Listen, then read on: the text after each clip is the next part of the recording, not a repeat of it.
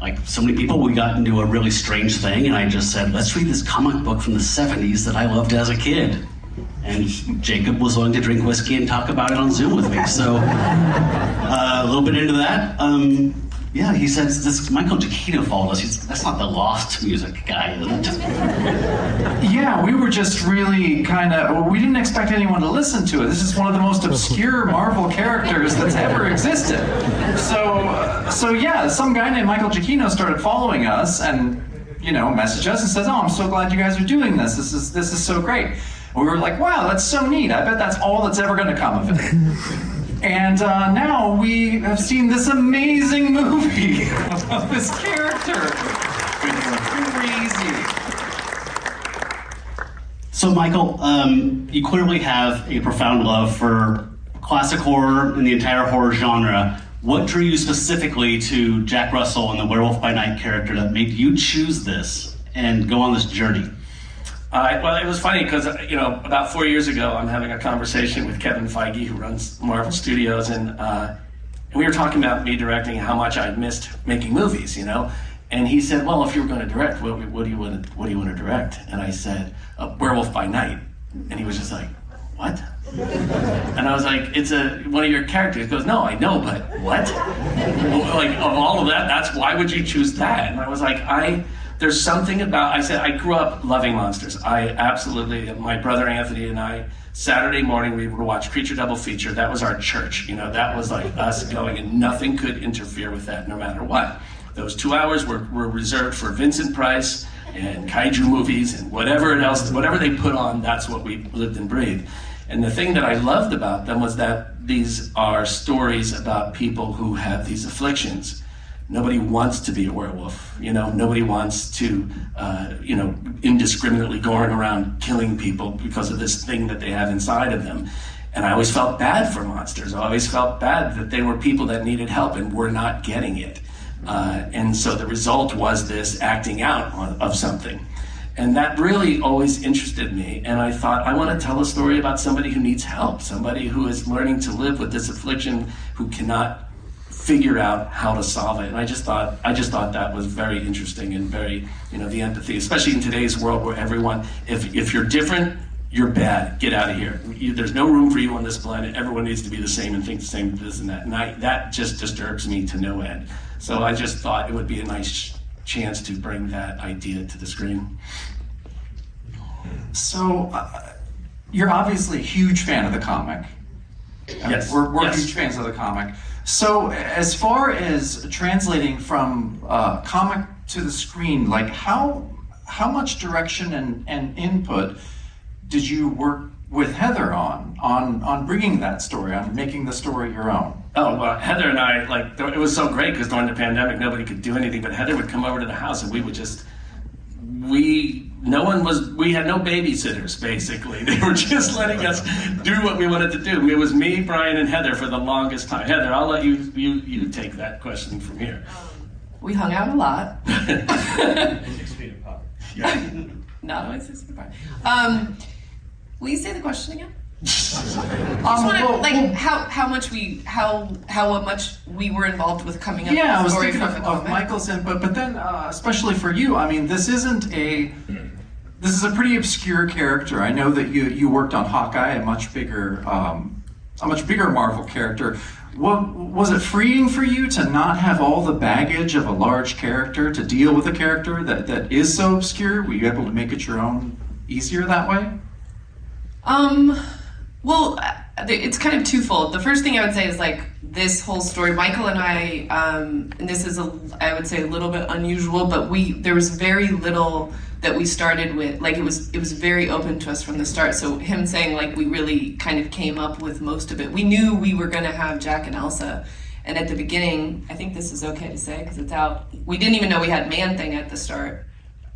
Had him, meaning you kind of have to win characters at Marvel to get to put them in your shit and stuff because everything's competing for the characters that people love. So we knew Jack and Elsa were going to be in this thing, and besides that, there wasn't much. So we really, it was so fun, so yeah, he was completely involved. It was the two of us and Brian. But as far as you know, I guess there was nothing to. It's really exciting and a privilege to get to bring in new characters to Marvel, right? We got to bring in 3 this time, and it's fun because you get to put your stamp on it and find it together, and then also find it with the actors, because obviously Gael brought so much to this himself. So much of that are his choices. Once he was on and we were working with him as well. There's so many comics, so you do have pressure there to kind of be true to things and make choices. But I guess the challenge too, though, is that, we had 53 minutes to get a lot done. It's kind of a balance. And the thing from the beginning, which I didn't want to deal with the connectivity to the everything else in the Marvel Cinematic Universe. I love it, it's great, but I was like, can we just do a story that is doesn't need to be connected to anything else? Like, let's just do a night in the life of Jack and Elsa, and that is it. And not worry about what happened before, not worry about what's going to happen after. Let's just treat it as if it's a Twilight Zone episode and just tell a self-contained story, so. Joe? Which one's Joe? Sorry. Hi. Beautiful work there. I have a question, just because we are such geeks for the source material. Jack has appeared, the werewolf has appeared from everything like the Universal Monsters, Lon Chaney, Wolfman, up through a dire wolf standing on its back hind legs. Many artists have interpreted it many different ways. How did you and your team approach interpreting this character for the screen and creating them in Actually, let's slide that question to Carey, because Carey was head of practical monsters, and Joe was in charge of. I watched. No, I mean, it was an amazing process. I mean, Michael had such a idea as to what he wanted to see, and me just being a fan of it, I was just wanted to go along for the ride. I mean, like him, I'm a monster fan. I've done werewolves, and I think the whole time that we started, we wanted to do something different, and we want to do something different that we hadn't done before in a different way. And I think the approach that we took was we wanted to still see his humanity. So many times we do werewolves and it's completely changed. American Werewolf in London and The Howling, you can't tell where it came from. And I think, especially when we got Gael, when he was in makeup, we wanted to still see parts of him, and that's why one of the reasons why we kept his eyes and the features of his face and kept the prosthetics real close. So that when he transformed, you could still tell there was a guy in there and see his emotions and his changing, and just the process of working that out, with everybody up here, it was honestly, it was fun. Every time we have a conversation on the phone, I'd go back to KNB and our team, and I go, guys, they just asked us to make a bunch of monster heads. Did anybody want to make monster heads? And literally, like, the whole crew was like a student in a classroom that knows the right answer, like me, like, and everybody was into it. And every time, and in the beginning, I didn't know there was a man thing. so then I went back to the crew, and it was like, I had this one guy, Mike Rotella, like, he is like a man thing, like, he knows everything about it, read all the comics, super fan, and he just lost his mind. I think he was wearing Man Thing t-shirts, and when you guys came to visit, he wore his Man Thing t-shirt, had his comics, and was like so amped to show you guys everything. And I think that the excitement that Michael had and Brian had and Joe, and I mean, everybody, it shows, when you love it so much, it shows, because it came together so greatly, I think. You did a great job. Yeah, Man Thing especially. 10-year-old me and 47-year-old me were both going squee the whole time. So thank you. Yeah, Man Thing was so incredible. There's so much. It obviously was inspired by the original Grey Morrow designs, which are incredible. But Joe, how did you make the design your own? What did you do to make the design of Man Thing your own? Actually, Brian, Kevin's a big fan of Man Thing, and I think you sent us an image and said there's an particular image that we found from one of the comics. He's quite sort of hunched over, and I think it's a purple-blue illustration, and that one was actually the one that was sort of drove strongly the look of Man Thing. These guys, of course, actually, their enthusiasm was so amazing, they built Man Thing, and we had him on set, and Carey, of course, you're small, wearing Man Thing on your shoulders and stuff. So we have a production meeting, and I don't even know who said it. We had a production meeting. We're talking about it, and Who's going to play it? Who's going to play it? And I'm like, well, you guys find the guy. I think it was Brian. Was like, well, Carey. The guy who's building the thing, he's like, well, you put it on like this, and you kind of walk around like this, and I've done a lot of tests, and here's some video, and I'm like, well, I think we found our man. And I listen, I didn't, I'm being professional. I wanted to hide my excitement. And during the meeting, I was like, okay, cool, yeah, we'll talk about it. After the meeting was over, I'm like, guys, guess what? Guess what? Really? I shouldn't have felt so bad about asking you to please put the suit back on and start standing, because there's always photos of Carey sitting. We made a stunt suit as well, because the big outfit was really heavy, and we basically put it on wheels and move it around. It was great for reference and lighting, but we really needed something that could actually move at the speed that Man-Thing needed to move and interact with.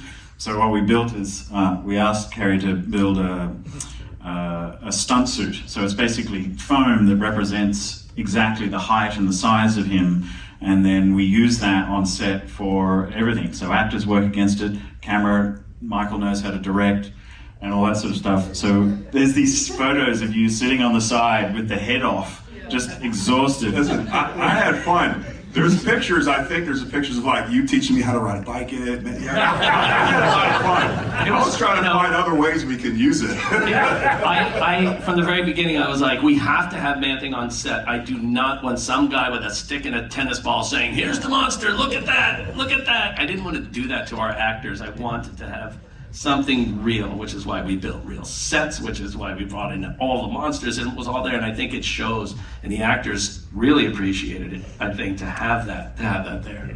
Whenever we watch the scene of Man-Thing chasing behind Elsa, I'm like also half picturing all the takes we did of Carey doing the jog through down the hall. Do it faster, please. Yeah, go faster. It was like, let's do another.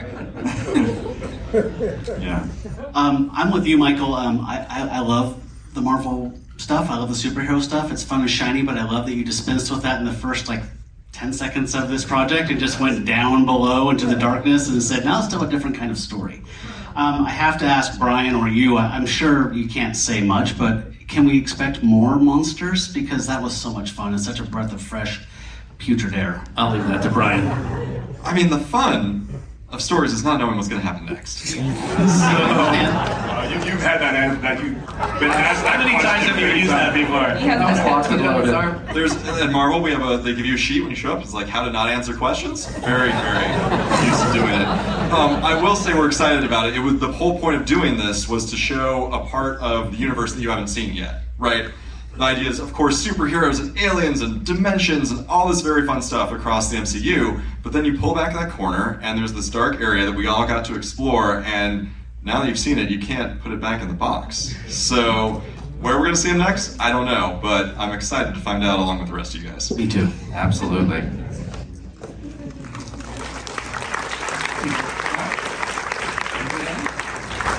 You want to do questions from the crowd? Yeah, sure. If anybody has questions, we can do something there. Otherwise, we can, do whatever. Yeah.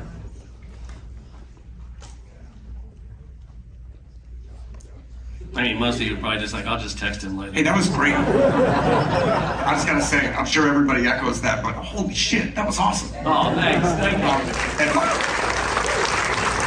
And the short before it, oh my god. I've seen Patton and Ben Schwartz fight in real life all the time, but that was an exceptional demonstration.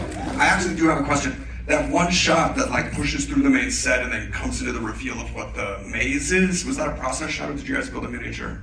It was, well, we'll let Joe let you talk about it. How I we wanted did to that build shot. a miniature. Yeah, we really wanted to do a miniature so badly. It would have been great. And we did as much practical as we could, but that just wasn't in the cards for us. So Yeah, it was funny. When I first met Michael almost a year ago, he said, you're the visual effects supervisor. My goal here is to not do any visual effects. And I said, this is the job for me. So we actually tried to do everything practical. We set out with doing everything as practical as we possibly could. We wanted to build a model, but it turns out anybody that knows how to shoot a model is either retired or not too keen on doing it anymore. And so we actually, that particular shot, the fun thing about this project was it had restrictions, and I found that the restrictions actually helped the project get better. And because of that, we were able to sort of put all of our chips into certain shots. And that particular shot was, I think it's a live, it's actual on location, and it's a crane. So we were able to do a move, and we did this move, and then we sort of panned up. But when the camera's panning up to reveal the matte painting, or it was a digital matte painting, the camera's not actually translating at that point. So it's just an old-fashioned sort of glass matte painting at that point. So if you imagine there's a camera moving and then it moves up and it's this glass painting, and it was kind of a nice way of doing old-fashioned ways of doing visual effects. And it was great because if you really look at it, like the perspective doesn't change, just kind of panning up on the way. It's same thing with the opening shot of the rotunda, the outside of the rotunda, another matte painting there. And we had a little bit of cloud movement in there, but it's basically a matte painting. I was just telling a story about when I first came to work here at Disney Studios, it was like 1991. I was working in publicity here on the lot, and I was at lunchtime. I was walking around and I saw this little room, and this guy sitting in a folding chair in that room and there's all these things on the wall. And I was like, "What is that?" And he goes, "Oh, those are matte paintings." And I was like, "Really?" And I was like, he goes, "Yeah." I was like Peter Ellenshaw matte paintings? He was like, "Oh yeah, we got those here." I was like, "What?" So he goes, "You want to see them?" I was like, "Sure." So he's pulling them out, and he was pulling out matte paintings from Mary Poppins. He was pulling out matte paintings from The Love Bug. All these Disney movies. I was like losing my mind, and I would go back day after day and just hang out with that guy. And I don't even know what his job was. He was just sitting in a chair every day in front of these matte paintings. I don't know. I don't even know where they are right now. But it was just great to be able to do something like that. And this was so much fun.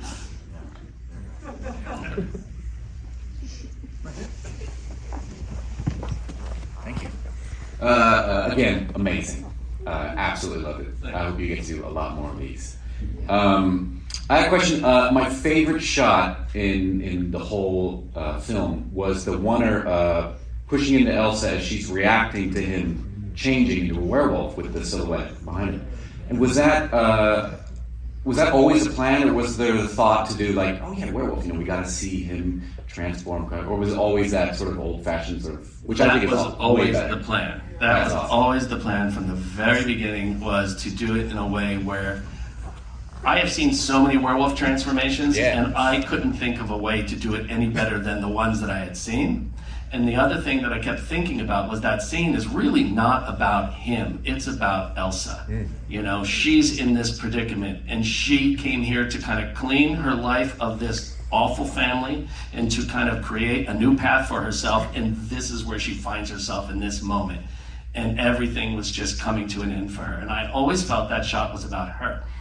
And so, yes, it's fun to start out. You see the shadow and all of that. The other crazy thing about that shot, it was all done in camera. Like, that was all done on set. We shot that, and it was it took months to prepare that shot. But Joe and his team did this incredible, we literally were projecting that shadow on the wall behind her as we were filming her and pushing in on her. So it was kind of insane that it actually all came together. There's some interesting aspects of that shot. The cage actually she's leaning against isn't there, because if we actually had the real cage there, it would have created the incorrect shadows of the bars on the wall. So the bars on the wall is actually sort of a fake. There's this huge projector which is the size of a car. We want the brightest projector that they have in Atlanta. They pull up this truck and out comes this projector the size of a car. And we're like, that's not going to fit in the set. Anyway, so we get this projector in there and we turn it on and it's pretty bright. And we're putting it up on the wall, and then I read online that people can't understand how we managed to make the actor change clothing so quickly, because they think that we're just putting a big light up there and that we're standing the guy in a werewolf outfit. He's doing the performance. So I'm like, oh, we'll just let them with that. No digital ticket. Yeah, we'll never tell. Yeah, but that was work. That took a lot of time. And Ken Perkins, who I worked with on the storyboards. Ken, are you here tonight? Ken, over there. Ken, brilliant storyboard artist. And Toby, our other board artist, is also here somewhere. Shout out to Toby. Where are you? And it was so fun, and Ken and but that was shot like if you look at the animatic for that shot, it's pretty much exactly what you see on screen there. Yes. So I wanted to ask Michael about that fantastic score we just heard. Oh boy. Just so full of suspense, terror, and romance. And here's my question. So you're working on this thing probably some period of time longer than typically you would on the film. At what point did your ideas for this score start to present themselves to you? Almost immediately. I mean, I was writing music to the animatics in some cases, you know, because I could. And I was like, well, I might as well just score this and see how it feels. And it was a combination of using music that I had written before for Temp, but also there were certain scenes where it just couldn't work, so I just started writing. And I started coming up with ideas, and I had that theme, the main theme for it, by the time we were shooting. And it was really fun to be able to play some of this stuff for the actors and say, here's the vibe, here's where we're going, and to have that on set and to understand what the mood was going to be. And even in my head when I was shooting, like I knew what the tempo was going to be for every shot. And so, and Kirk will tell you, there was a scene where he's, you know, that scene where the axe comes into shot and he's walking towards the bushes right before he gets destroyed by Man-Thing. And he was walking a little too fast. I was like, no, this is how slow we're going. This is the tempo. This is what we're doing, you know? But it was a way of explaining sort of mood and intention and emotion and all of that. So it was really helpful. So it was sort of composing on the spot in some ways and also doing it beforehand and all that. It really rocked, man. Oh, thank you, thank you, thank you. By the way, this soundtrack, this project sounds amazing with the Batman music. We used some of it as Temp. It was hilarious.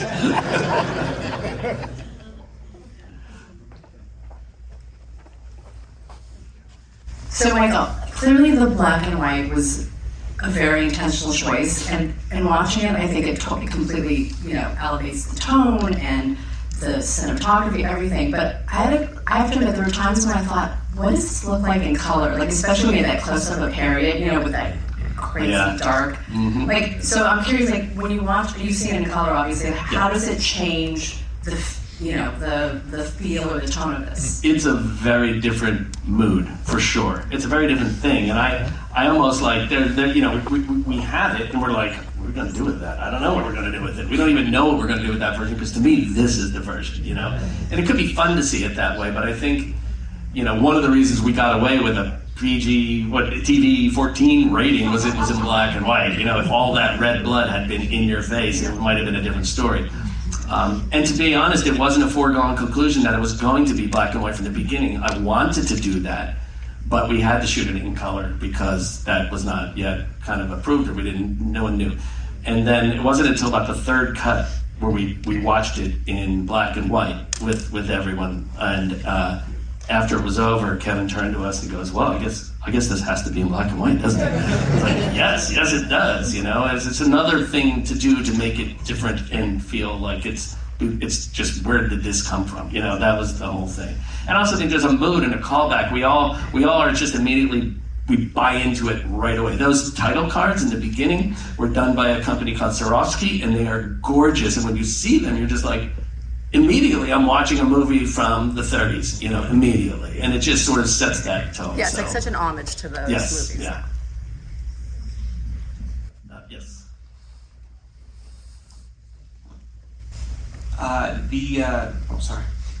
The one shot that you did in the room fighting with the guards, I just noticed, like, at the start when he turns into the werewolf, you know, he's jumping on the walls and that kind of thing. What led to your decision to do so much practical fight choreography, and especially that one shot? Because it kind of reminded me of, like, the single one shot through the hallway in Daredevil. Yeah. And it was just excellent. I just love that stuff. I love when people actually do things in front of you on camera, you know, and you see it, because I think you feel it differently, you know. Sometimes it's great to do a lot of cutting within a fight. Sometimes that works great, but sometimes it's just great to see all the carnage happen right in front of you. And I just felt like I knew we had talked about this a lot, and how's he going to move and all of that, and I didn't want like a CG werewolf bouncing off the walls. That to me wouldn't have felt real, you know. And I was like, well, if this was a real thing that was running around the room. It would just be running around the room. So let's just let him run around the room. And this idea again of focusing on something in the shot, like we were talking about before, the door closing. That's the goal, right? And I was like, that's all we have to look at. Everything else is just going to happen where it happens, and wherever the camera happens to be. Some of the fighting is going to be behind us, so we'll hear it behind us. Some of it's going to be in front of us, but all we're going to be concerned about is that door, getting closer to that door. And of course, he doesn't make it out the door because he's too preoccupied with all the shiny things in front of him he wants to kill. But that was, that was another crazy, complicated shot to figure out. There's a leap of faith on the stunt team to do that, because there's quite a lot of people doing that shot. There's, I think, like 6 or 7. There's also 2 shots. It starts off in the room and then actually blends into the no one. So that's one shot and that's another shot and it's turned into one.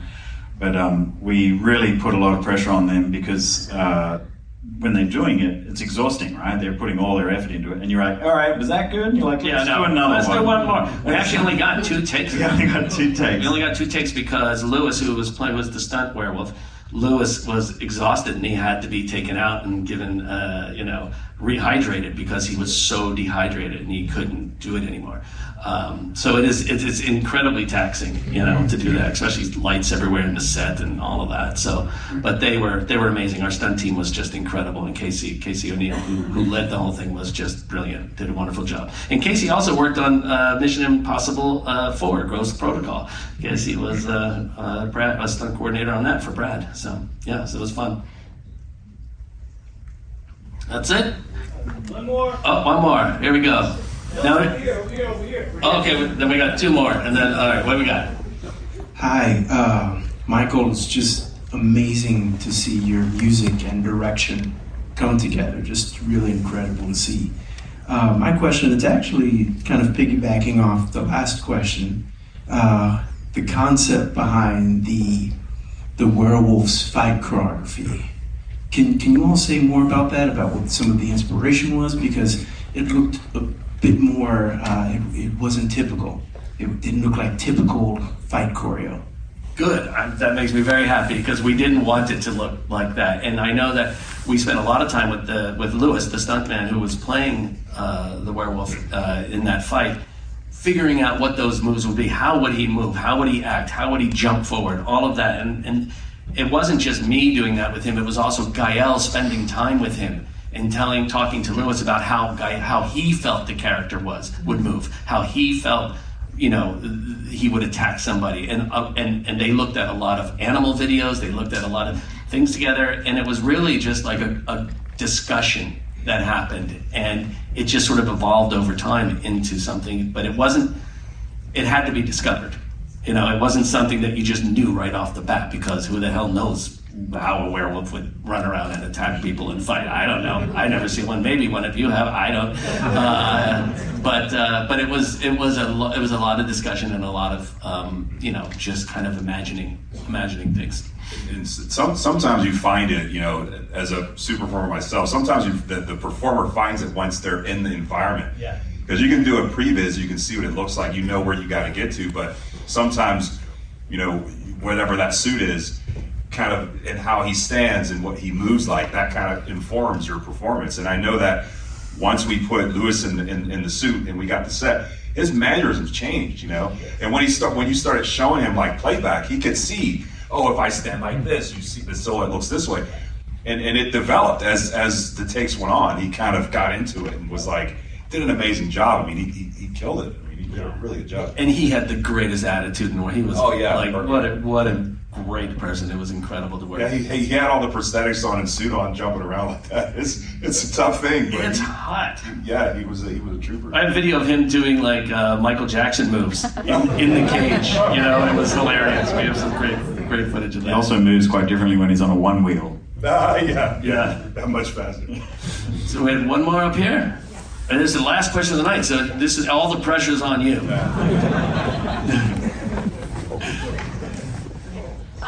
I love Laura Donnelly, and I was so excited to see that you had her in this. Perfect. And I'm just wondering, does she do much of her own stunt work? she loves to do as much of the stunts as she can. She loves it, and she would run to the stunt. You know, when it was time, when you have your whole schedule, and she goes to the stunt. That was her favorite part of the day. So she wanted to do as much as possible. So a lot of that is her. We also had an incredible stunt double for her who killed it in every way as well. But she was very, and Laura is incredible. She's, I think, one of the greatest actresses that I've seen. And everything she says, you just believe. You watch her. She's like a true 1930s movie star. And then you take that essence and you put it in black and white, and even more sells it. She's just so good. And when I saw her in The Nevers, it was just like, there she is. That's her. That's Elsa. This actress is Elsa. And she couldn't have been lovelier or nicer to work with. And I agree with you. I think she's the best. So, yeah. So thank you all for coming, hanging out. Thank all you guys here. It was a blast working with you. Let's do it again, please. So thanks again, everyone. Thank you. And thanks to Matt and Jacob. Thank you, guys.